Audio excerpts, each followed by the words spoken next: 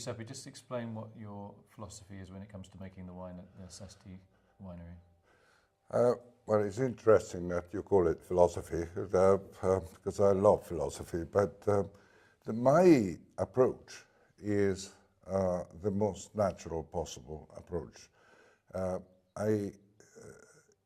I'm sitting on the best possible land for vineyard, surrounded by woodland, which is a lung of oxygen. The terroir, the driven flavors of terroir, they're all there. So one of the reason I'm using barrel, an old-fashioned way of winemaking, is because there is nothing to tame. If I have soft tannins, beautiful fruit, and terroir-driven flavors, why I should cover it up with oak?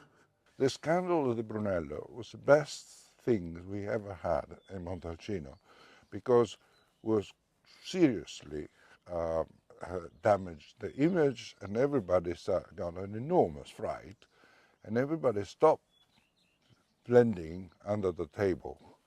And so we went back to the Sangiovese, which is the best news ever. And now the quality, and you can see through the wine now, but it's not anymore that kind of heavy dark color, which is rather unnatural. It's not Sangiovese, that one. It's sort of so it's beautiful. So the idea with Brunello, it's a wine made from one grape, Sangiovese, which doesn't really have a particularly deep colour and has a very particular kind of smell. And it seemed like these wines were being made that were much darker in colour and smelt kind of more of French grapes. What was actually going on? What was alleged to have gone on?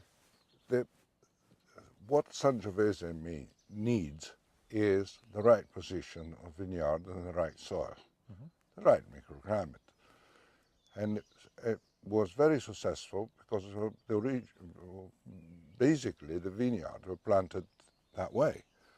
But then the success of the Brunello attract a lot of investors, insurance company, lawyers from Rome, foreigners came in, and they all start to plant vineyard in places that the Sangiovese is not happy.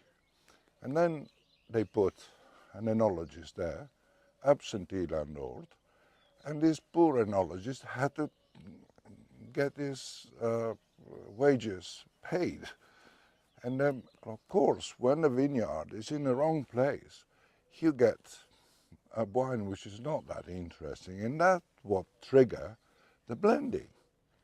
So they need to boost it up, this wine. And then, because so many were doing that, it sort of became a kind of an habit until everything was discovered, and the scandal exploded. Do people still think you're a little bit funny when you talk about working? I know we've talked about working with the moon. Do people think he's a bit of an oddball, old Sesti? He's a bit living in the past, or do they actually think, well, actually maybe as natural wine comes back into fashion, that he's actually right, that these natural cycles are well worth paying attention to? Well, I mean, there is a lot of people that think I'm a lunatic, but there is what is interesting now is that some enologists they open their ears about these things. When the proof is in the pudding, as you say in English, if you have a good wine, a glass which tastes natural and terroir-driven flavors, you're a winner.